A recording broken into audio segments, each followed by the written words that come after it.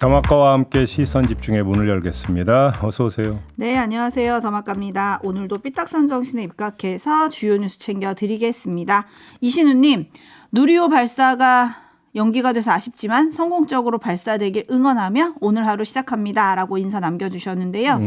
누리호 발사가 어제 좀 발사를 앞두고 문제가 생겨가지고 중단이 됐잖아요. 연기가 됐는데. 뉴스 보니까 서울에서 애들 데리고 간 분도 계시던데. 그렇죠. 애들이 얼마나 실망했겠어요. 그런데 지금 뉴스를 보니까요. 오늘 오전 중에라도 문제가 파악이 되면 발사관리위원회를 열어서 오후에 발사를 시도할 수 있다고 합니다. 네. 잘 되면 오늘 저녁에 발사하는 장면을 보실 수도 있을 것 같기는 해요. 제 초등학교 때 꿈이 UFO 조종사였는데. 그래요? UFO? 네. 그래서 선생님이 혼났어요. 왜요? 미술 시간에 장래 꿈을 그림으로 그리라 해서 UFO 조종사 그랬더니 너 장난치냐 이러더라고요. 저한테. 아 진짜요? 왜 애들 꿈에 이렇게 혼을 내십니까? 네. 애가 그런 꿈을 꿀 수도 있지. 그렇죠. 좀 엉뚱하셨네요? 제가 SF 또 매니아거든요. 아 그래요? UFO를 믿으십니까? UFO. 있을 수도 있다고 생각을 합니다. 아 그렇군요. 네. 다음에 요 인터뷰를 한번 해보죠. 신영수님. 저희 한 적이 있어요. 아 그래요? 네. UFO 관련 인터뷰 한 적이 있어요. 그래서 더 믿음이 생기셨어요? 아니요. 완전히 해소되지는 않았어요. 그렇군요. 네. 알겠습니다. 근데 워낙 과학 영역이라 아는 게 없어서. 네. 궁금증 모아가지고 다음에 한번 해보죠. 네. 신현숙님 새벽 3시에 용인을 출발해서 새벽 5시부터 남편과 소백산 철쭉 산행 중입니다. 금술 좋으시네. 네. 소백산이 있는 단양은 밝은 햇살과 맑은 공기가 너무 좋은 아침이에요. 단양 정말 좋은 곳이죠. 근데 여기서도 저희 라디오가 지금 들릴까요? 전 세계에서 보시나? 다 듣는데 소백산에서 왜 못 듣겠어요. 네, 철쭉 어떨지 사진 좀 보내주십시오. 눈이라도 보게. 눈이라도 호강해야죠. 네, 김주호님 오늘 아침은 일찍 출발하기 전에 유튜브 켜고 잠깐 인사 올려봅니다. 왜냐하면 저는 대전에서 세종으로 출퇴근하는 직장인인데 출발하면 라디오로 들어야 되거든요. 네. 얼마 전 제 동료가 다리를 다쳐서 제 차를 함께 타고 다니다가 이 방송을 듣고 지금은 그분도 애청자가 되었습니다. 아이고, 네 이렇게 전파가 되는 거죠. 김주호님 참 잘하셨습니다. 네. 그리고 6555님 섬진강변길을 지나고 있습니다. 제첩 잡는 분들이 장관이네요. 제첩국도 죽이는데 아유 참.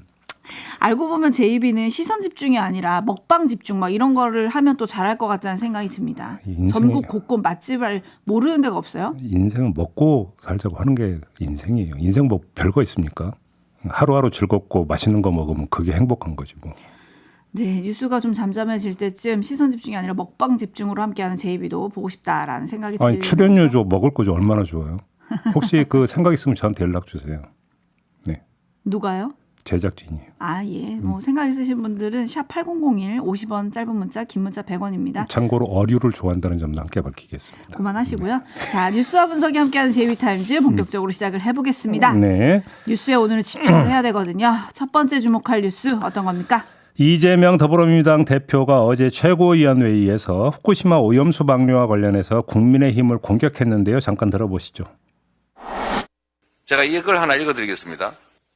치명적인 방사성 물질의 완전한 제거는 어렵다. 우리 국민의 건강에 위해를 끼칠 수 있는 일본의 어떤 조치도 용납하지 않을 것이다. 기억하십니까, 국민 여러분? 이 말은 김기현 대표 그리고 조태용 안보실장이 2021년에 발의했던 원전 오염수 방류 규탄 결의안의 내용입니다. 21년과 23년에는 대체 뭐가 바뀌었습니까? 그때는 옳았는데 지금은 틀린 것입니까? 네, 이재명 대표가 발한 결의문은 2021년 6월 29일 본회의에서 채택된 일본 정부의 후쿠시마 방사성 오염수 해양 방출 결정 규탄 및 오염수 안정성 확보를 위한 적극적인 대책 촉구 결의안이라고 하는데요. 김기현 대표 등 국민의힘 소속 의원 54명이 찬성표를 던졌다고 합니다.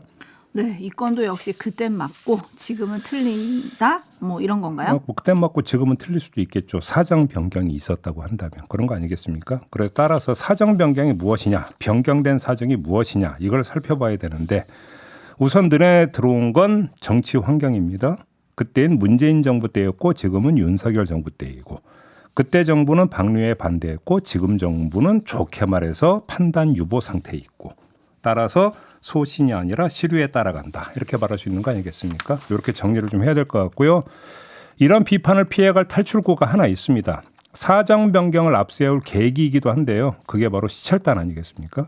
그때는 시찰을 안 해서 반대했고 지금은 시찰해 보니까 달라서 뭐 반대 안 할 수도 있다. 뭐 이런 논리는 성립이 되겠죠. 펼 수 있겠죠. 자, 이렇게 정리하니까 시찰단이 얼마나 무거운 짐을 지고 있는지 뭐 충분히 헤아릴 수 있을 것 같습니다.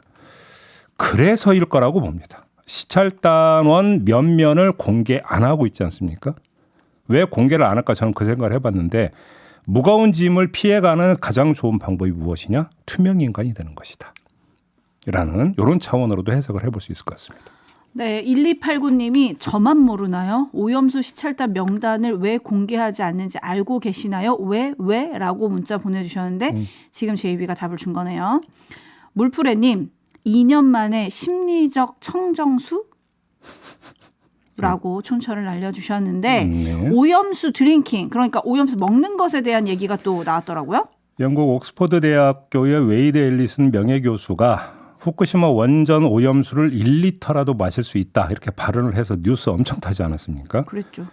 근데 어제 국회에 출석한 주한규 한국원자력 연구원장에게 의원들이 관련 질의를 하니까 이렇게 대답을 했습니다. 들어보시죠. 그 오염수의 삼중수소 농도가 평균 62만 베크렐입니다. 리터당. 근데 음용수 기준이 만입니다. 그러니까 62배 되는 거니까 이 음용을 하면 상시 음용을 하면은 안 됩니다. 이 간담회 자리에 교수가 왔습니다. 그럼 이 교수가 1리터의 오염수를 마셔도 된다는 걸 의도하고 다르게 발언했다고 얘기를 하신 건데요. 그럼 이걸 바로잡기 위해서 연구원에서 여기에 대해서 국민들께 설명을 하셨냐고요. 아니 그 발언이 그 교수의 개인적인 발언이었고요. 간담회 공식적인 장소죠. 입장을 밝혀드리면 그 오염수는 마시면 안 됩니다. 보도자를 내세요 그러면. 네, 알겠습니다. 네. 자, 어제 국회 과방에서 이런 어떤 장면이 연출이 된 건데요. 설마 누가 그 오염수를 마시겠습니까? 내 손에 장을 지진다라는 그 표현은 그냥 의지의 어떤 강조 차원 아닙니까? 실제로 장 지지는 게 아니라. 그러니까 오염수 마실 수 있다라는 것도 오염수가 문제 없다라고 하는 것들에 대한 어떤 강조어법 그냥 이렇게 이해를 하면 되겠죠. 그리고 넘어가면 될 것 같은데 그렇지도 않을 것 같습니다. 또 다른 문제가 있습니다. 사람은 그 오염수를 안 마시겠지만 물고기는 마실 거 아닙니까? 그렇죠. 방류하면. 그러니까요. 그러면 근데 그렇게 마신 물고기를 우리가 먹을 수 있는 거 아닙니까? 그렇죠. 문제가 여기에 있는 거잖아요. 간단히 이렇게 정리하겠습니다. 네, 그래서 지금 많은 분들이 제 입에 어류 좋아한다고 했는데 이제 어류 어떻게 드시겠냐라는 걱정을 지금 올려주고 계신데 네. 바로 그 문제입니다. 그래서 시찰단이 돌아오면 후쿠시마산 농수산물 수입 금지를 푸네 마네 이게 지금 논란이 될 것 같아요. 그렇죠. 왜냐하면 이미 우리 시찰단이 가 있는 지금 이 시점에 일본이 아주 노골적으로 요구를 하고 있지 않습니까? 그러니까 농림수산상을 기자회견에서 대놓고 이야기했잖아요. 희망한다고. 풀어줄 거 희망한다고 이렇게 이제 대놓고 이야기를 한 건데 이거는 어제 저희가 이제 인터뷰에서도 이제 한번 확인을 해봤지만 우리 시찰단이 가서 오염수 방류 문제 없다고 이야기하는 순간에는 이걸 방어할 방법이 없어요. 수익 규제할 이유가 없어지는 거 아닙니까? 그럼 도대체 뭐 어떤 근거와 어떤 이유를 가지고 수입을 규제할 수 있는 거죠?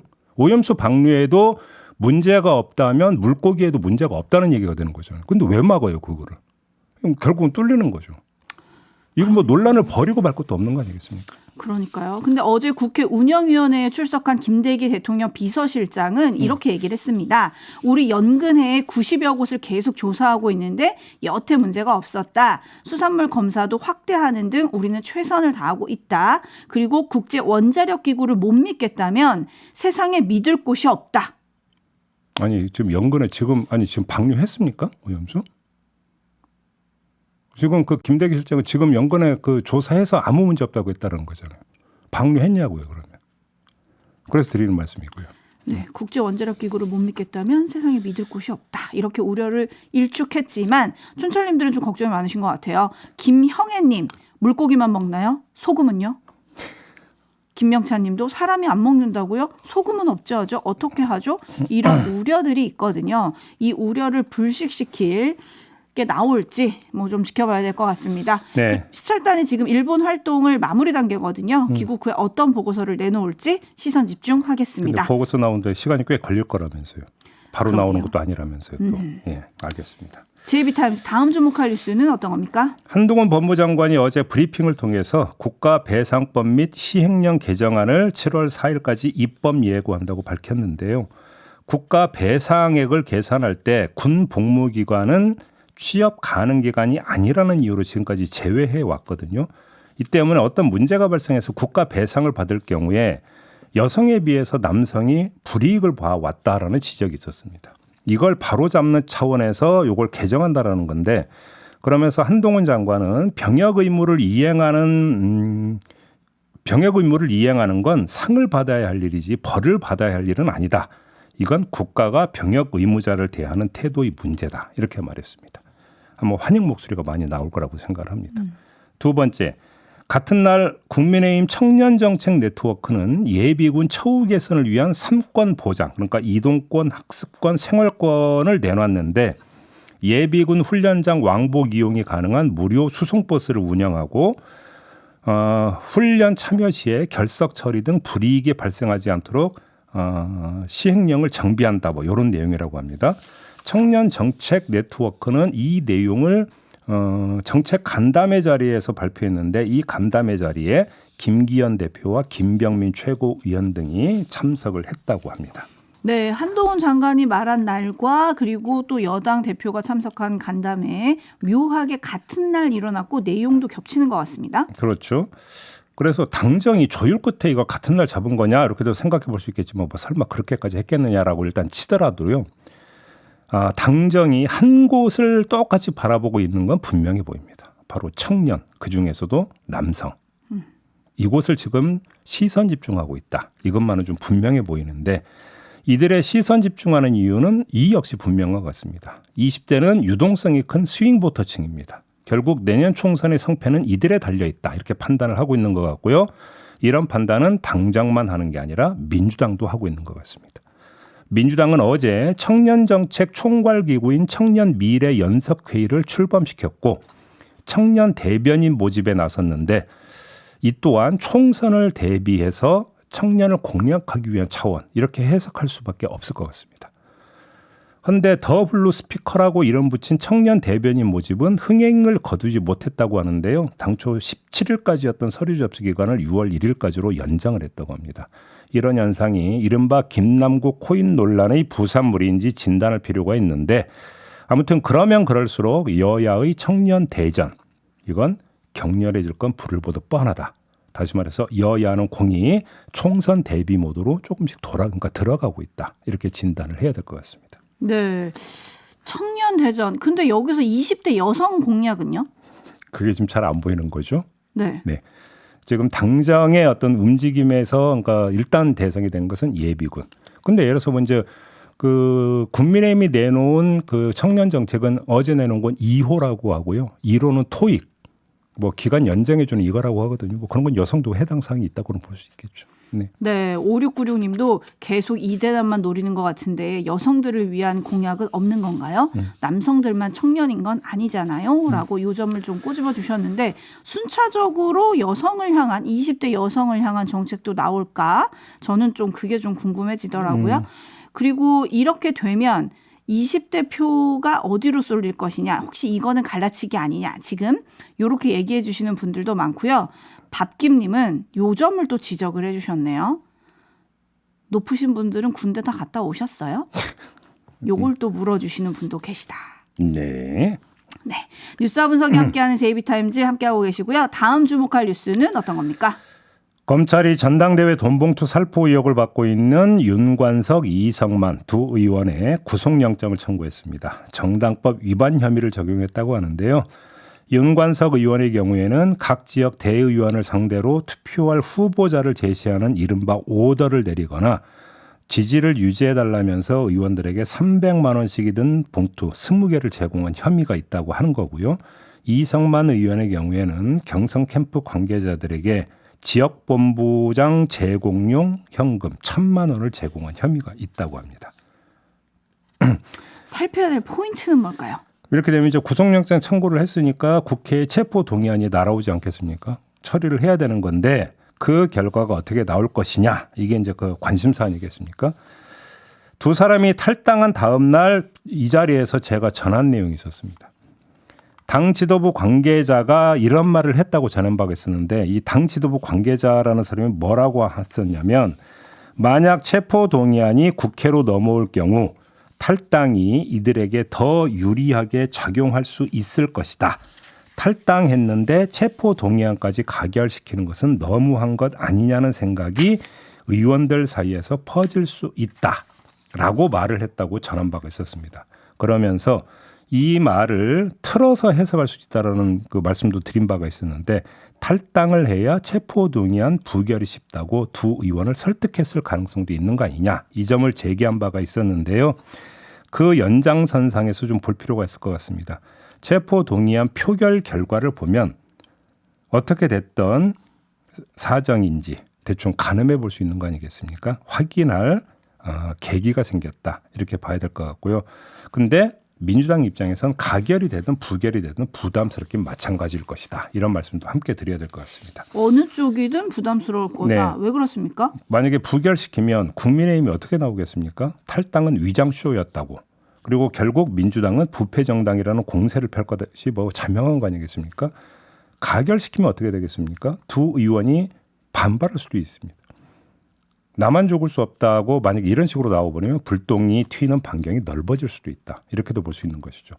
그래서 만약에 가결을 시킨다고 한다면 그러면 찬성표가 몇 표나 나왔느냐 민주당에서. 이게 주목거리가 될 가능성도 있다. 이렇게 봐야 될 것 같습니다. 그렇다고 탈당한 인사들 체포동의안 표결을 앞두고 뭐 당이 입장을 정할 수는 없을 테고요. 네. 그죠? 뭐 자유투표에 맡긴다고 하겠죠. 어떻게 될지 궁금하군요. 네. 민주당 얘기 나온 김에 이원욱 의원을 향한 문자 테러의 진실이 밝혀졌다고요? 윤리감찰단이 감찰한 결과 메시지 발신자가 당원이 아닌 것이 확인이 됐고 외부 세력의 이간질로 드러났다. 박성준 대변인이 이렇게 발표를 했거든요. 그리고 서은숙 의원은 최고위원회에서 이렇게 주장하기도 했습니다. 윤리감찰단 조사 결과 그 문자를 보낸 사람은 당원이 아닌 것으로 드러났습니다. 해당 의원은 무슨 근거로 그 문자를 보낸 사람을 개딸 당원, 즉 당대표와 관계된 극렬 지지자로 단정하여 당대표에게 개딸과 절연하라고 요구했는지 소명해야 할 것입니다. 네, 할 수 있는 지적입니다. 이원욱 의원 본인이 개딸로 규정하기 전에 당의 조사를 먼저 요청했으면 어땠을까 싶은 생각도 좀 들기도 하죠. 하지만 정반대의 지적도 동시에 성립된다는 점도 함께 말씀을 드려야 될 것 같습니다. 당원 아닌 사람의 문자 테러도 있었지만 당원의 욕설 문자가 있었다는 것도 명백한 사실. 제명 처리됐던 거 전해드리지 않았습니까? 따라서 하나의 사례를 갖고 일반화할 게 아니라 말 그대로 케이스별로 접근해야 된다. 이런 말씀을 좀 드리는 겁니다. 네, 지금 JB가 서은숙 의원이라고 했는데 의원은 아니시고요. 네네. 최고위원이고 네. 무가금님이 혐의 소명 정치 논리로만 보지는 말았으면 좋겠다. 뭐 이런 의견을 보내주셨는데 그래서 중요한 건 어떤 원칙을 가지고 대응할 거냐. 이게 뭐 이런 얘기인 것 같아요. 결국 이재명 대표한테 달려있다. 뭐 이렇게 볼 수도 있을까요? 그러니까 케이스별로 이제 대응을 해야 된다고 제가 좀 말씀을 드렸는데 케이스별로 대응하기 위해서는 그러니까 반드시 필요한 게 뭐가 되겠습니까? 원칙이 되는 거겠죠. 그렇죠? 그래서 이 원칙을 천명하고 그러니까 이 원칙을 구현해 들어가는데 힘을 부여해야 되는 곳이 어디가 되겠습니까? 지도부가 돼야 된다고 봐야 되겠죠. 그래서 뭐 이재명 리더십 이런 이야기가 나오는 거 아니겠습니까? 이 관련한 이야기는 바로 이어서 조홍천 의원과 지금 인터뷰가 예정이 돼 있으니까 이 자리에서 한번 조홍천 의원의 견해도 한번 들어보도록 하겠습니다. 네. 자, JB타임스 오늘은 이렇게 좀 마무리를 해야 될 것 같습니다. 더마카 수고하셨어요. 고맙습니다.